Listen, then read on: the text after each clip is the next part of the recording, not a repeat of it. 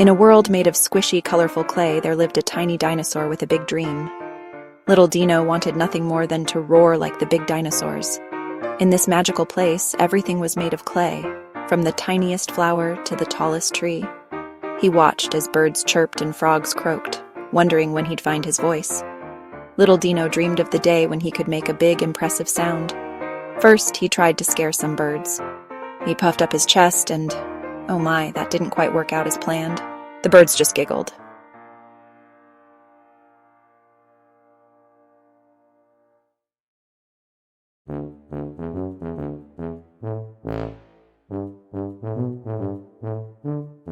Next, he thought he'd practice on some flowers. He took a deep breath and...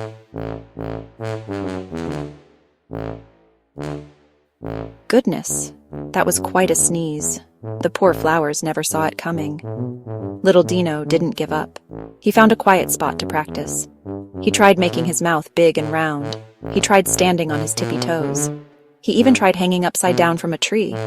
But still, no roar came out.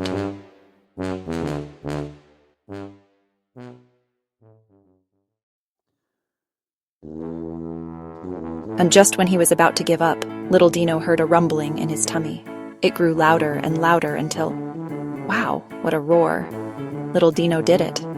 The birds flapped their wings in excitement, and the flowers danced in their pots. And Little Dino? Well, he couldn't stop grinning. From that day on, Little Dino roared with joy and pride, and he never forgot that with practice and patience, even the littlest dinosaur can find their big voice.